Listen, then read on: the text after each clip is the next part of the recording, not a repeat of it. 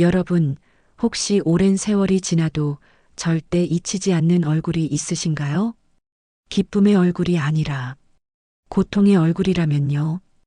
2023년 가을 서울의 한 대형 병원 VIP 병동. 60대 중반의 한 간병인이 병실 문을 열고 들어서는 순간 그분의 손에 들린 물컵이 바닥으로 떨어졌습니다. 깨지는 유리 소리. 하지만 그 소리보다 더 큰 것은 그분 가슴 속에서 깨져버린 30년 묵은 침묵이었습니다. 오늘의 사연 주인공은 박영숙 씨입니다. 평생을 성실하게 살아오신 올해 66의 간병인이십니다. 그분은 30년 동안 단 한 번도 입 밖에 내지 못했던 비밀을 그날 그 병실에서 마주한 한 사람 앞에서 터뜨렸습니다. 그 사람은 누구였을까요? 그리고 그 30년 전의 비밀은 무엇이었을까요? 만약 여러분이라면 평생 가슴에 묻어둔 진실을 그 당사자 앞에서 꺼낼 용기가 있으신가요? 오늘 이야기를 끝까지 들으시면 그날 병실에서 무슨 일이 있었는지, 그리고 박영숙 씨가 왜 그토록 오랜 시간 침묵해야 했는지 알게 되실 겁니다. 박영숙 씨는 그날도 여느 때처럼 병원에 출근했습니다.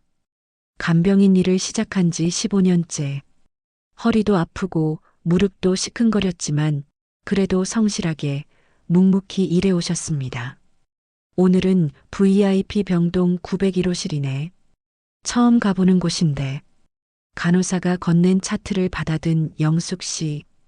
환자 이름을 보는 순간 손이 미세하게 떨렸습니다. 강태준, 75세, 회장, 강태준, 이 나라 굴지의 건설회사, 태산건설 회장, 재계 서열 10위 안에 드는 거물. 하지만 영숙 씨에게 그 이름은 그저 신문에 나오는 먼 사람이 아니었습니다. 시간을 거슬러 올라가 보겠습니다. 1993년 봄. 당시 35살이던 영숙 씨는 남편 최동수 씨와 함께 서울 변두리 달동네에서 살고 있었습니다. 남편 동수 씨는 건설 현장 인부였습니다. 배운 건 없었지만 성실하고 착한 사람이었죠. 여보, 오늘 월급 탔어. 애들 학원비 내고 우리 뭐 맛있는 거 먹어요. 가난했지만 행복했습니다. 초등학생 두 아들과 함께하는 소박한 저녁 식사가 영숙 씨에겐 세상 어떤 것보다 소중했습니다. 그날도 동수 씨는 새벽같이 일터로 나갔습니다. 강남의 한 고층 빌딩 건설 현장. 태산건설에서 진행하는 대형 프로젝트였습니다. 오후 3시 20분. 영숙 씨는 집에서 빨래를 널고 있었습니다. 여보세요? 최동수 씨 보호자분이십니까? 그 한마디에 영숙 씨의 세상이 멈췄습니다.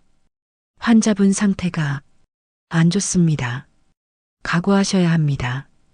건설 현장에서 추락사고가 있었습니다. 15층 높이에서 떨어진 동수 씨는 병원에 도착했을 땐 이미 의식이 없었습니다.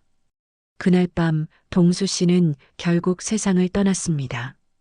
39의 나이로, 두 아들의 아버지로, 영숙 씨의 남편으로, 잠시 정적. 하지만 더 큰 고통은 그 다음부터였습니다. 영숙 씨는 남편의 죽음이 이해되지 않았습니다.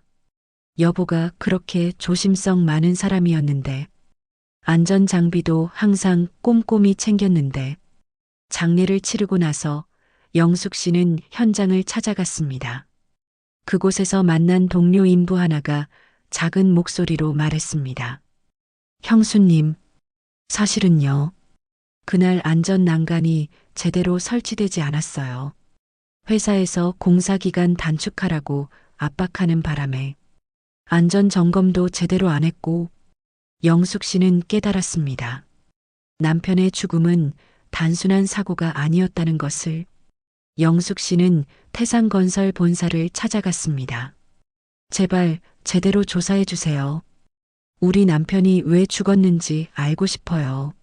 하지만 돌아온 건 차가운 말들 뿐이었습니다. 부주의로 인한 사고입니다. 회사 규정대로 보상금 드리겠습니다. 보상금 3천만 원. 한 사람의 생명값이, 두 아들의 아버지 값이, 30년을 함께 살 수 있었을 남편의 값이 고작 3천만 원이었습니다. 영숙 씨는 절규했습니다. 돈이 문제가 아니에요. 진실을 알고 싶다고요. 왜 안전 장비가 없었는지, 왜 점검을 안 했는지. 하지만 회사는 침묵으로 일관했습니다. 아니, 침묵이 아니었습니다. 은폐였습니다. 영숙 씨는 변호사를 찾아갔습니다. 변호사님, 도와주세요. 제 남편은 억울하게 죽었어요. 하지만 변호사는 고개를 저었습니다. 승산이 없습니다. 태산건설은 이 나라에서 손꼽히는 대기업이에요. 게다가 이미 합의금까지 받으셨고 증거도 부족하고요. 영숙 씨는 포기하지 않았습니다. 노동청에도 가고 시민단체에도 연락했습니다. 그러던 어느 날 정체불명의 사람들이 영숙 씨를 찾아왔습니다. 최동수 씨 부인 맞습니까? 요즘 이상한 짓 하고 다니시는데 두 아들 생각 안 하십니까? 그건 협박이었습니다. 조용히 사세요. 괜히 소란 피우면 아이들한테 피해갑니다. 이 사회가 어떻게 돌아가는지 아시잖아요? 영숙 씨는 그날 밤 잠을 이루지 못했습니다.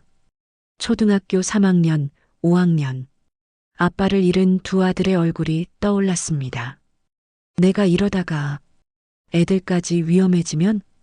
결국 영숙 씨는 입을 다물었습니다. 진실을 밝히고 싶었지만 아이들을 지켜야 했습니다. 그렇게 30년이 흘렀습니다. 두 아들은 무사히 자라 한 명은 회사원이 되고 한 명은 선생님이 되었습니다.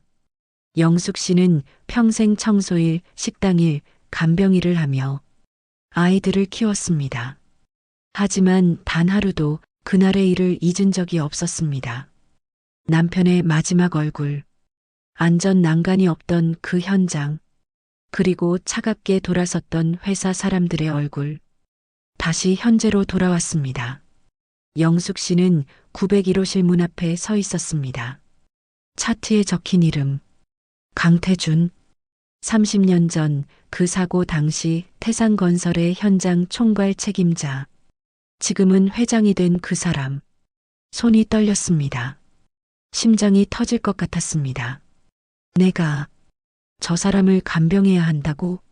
하지만 생활이 있었습니다. 이 일을 거부하면 월급이 없습니다. 영숙 씨는 깊게 숨을 들이마시고 천천히 문을 열었습니다.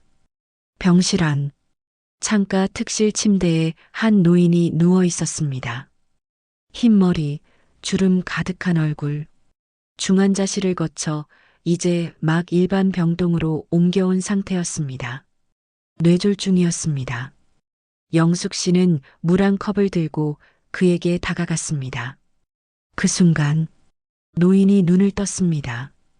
그리고 두 사람의 눈이 마주쳤습니다. 영숙 씨의 손에서 물컵이 떨어졌습니다. 바닥에 물이 쏟아지고 유리 조각이 사방으로 튀었습니다. 하지만 영숙 씨는 그것조차 인식하지 못했습니다. 그저 그 얼굴만 보고 있었습니다. 30년이 지났지만 절대 잊을 수 없는 그 얼굴.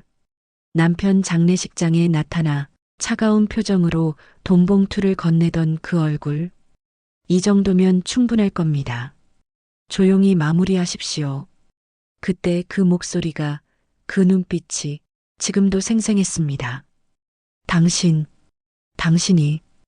영숙 씨의 목소리가 떨렸습니다. 당신이 강태준이죠? 맞죠? 노인은 고개를 약하게 끄덕였습니다. 뇌졸중으로 말을 제대로 하지 못하는 상태였습니다. 영숙 씨는 주체할 수 없는 감정이 북받쳐 올랐습니다. 30년 동안 전 당신을 잊은 적이 없어요. 제 남편 최동수 기억하세요? 아니겠죠. 당신한테 우리 남편은 그저 숫자 하나, 사고 통계 하나였을 테니까. 노인의 눈이 흔들렸습니다. 1993년 5월 22일. 당신네 건설 현장에서 제 남편은 15층에서 떨어져 죽었어요. 왜 그랬는지 아세요? 안전 난간이 없었거든요. 공기 단축하라고, 비용 아끼라고, 그래서 사람 목숨을 파리 목숨처럼 여겼잖아요. 영숙 씨의 눈에서 눈물이 흘러내렸습니다. 전 그때 35이었어요. 초등학생 두 아들이 있었고요. 당신은 아세요? 남편 잃은 여자가 어떻게 두 아들을 키우는지. 전 청소도 했어요. 식당 설거지도 했어요. 새벽 4시에 일어나서 밤 11시에 들어오는 날도 많았어요. 애들이 엄마 어디가? 라고 물으면 금방 올게라고 거짓말하고 나갔어요. 아들이 초등학교 졸업식 때 전 일 때문에 못 갔어요. 딸린 생활비 때문에 아이 졸업식도 못 간 엄마. 그게 저였어요. 잠시 침묵. 그런데 당신은요? 당신은 그 사이 회장이 되고 부와 명예를 누리며 살았죠. 우리 남편 목숨값으로 받은 3천만 원으로 당신은 몇 초나 살 수 있었을까요? 노인의 눈에서도 눈물이 흘렀습니다. 말은 할 수 없었지만 그 눈빛에는 무언가가 담겨 있었습니다. 후회였을까요? 아니면 그저 자신의 처지에 대한 두려움이었을까요? 영숙 씨는 알 수 없었습니다. 영숙 씨는 한참을 서 있다가 천천히 바닥에 유리 조각을 치우기 시작했습니다. 그리고 새 물컵에 물을 받아 다시 노인에게 다가갔습니다. 전 당신을 용서할 수 없어요. 평생 용서하지 못할 거예요. 하지만 영숙 씨는 물컵을 노인의 침대 옆 탁자에 놓았습니다. 하지만 저까지 당신처럼 되고 싶지는 않아요. 제 남편은 끝까지 착한 사람이었어요. 남을 미워할 줄 모르는 사람이었죠. 전 그 사람의 아내로 살았고 그 사람의 아이들을 키웠어요. 그러니 저도 제가 할 수 있는 일을 할 뿐이에요. 영숙 씨는 그날부터 일주일간 강 회장을 간병했습니다. 식사를 도왔고 몸을 씻겼고 약을 챙겼습니다. 말은 하지 않았습니다. 다만 묵묵히 자신의 일을 했을 뿐입니다. 일주일 뒤 강 회장의 가족이 간병인을 따로 구했습니다. 영숙 씨는 마지막 교대를 준비하며 짐을 챙겼습니다. 그때 침대 위에 노인이 떨리는 손으로 무언가를 쓰려고 했습니다. 영숙 씨가 종이와 펜을 건넸습니다. 노인은 한참을 애써 끄적였습니다. 거기엔 이렇게 적혀 있었습니다. 미안합니다. 용서를 구할 자격도 없지만 최동수, 그 이름 평생 잊지 않고 있었습니다. 영숙 씨는 그 종이를 받아들었습니다. 그리고 조용히 말했습니다. 이제 제 남편 이름이라도 기억해 주세요. 그게 당신이 할 수 있는 전부일 테니까요. 영숙 씨는 그 병원을 나왔습니다. 30년 동안 가슴에 묻어뒀던 말들을 꺼냈지만 시원하지는 않았습니다. 그저 조금 가벼워졌을 뿐이었습니다. 복수도 아니었고 용서도 아니었습니다. 그건 아마도 한 사람의 존엄을 지키려는 몸부림이었을 겁니다. 여러분, 세상에는 영숙 씨처럼 평생 가슴에 묻고 살아야 하는 이야기들이 참 많습니다. 누군가에게는 숫자 하나에 불과한 사고가 다른 누군가에게는 평생의 고통이 됩니다. 우리가 무심코 던진 말 한마디, 행동 하나가 누군가의 인생을 바꿀 수도 있습니다. 그래서 우리는 기억해야 합니다. 모든 사람에게는 이름이 있고 삶이 있고 사랑하는 사람이 있다는 것을.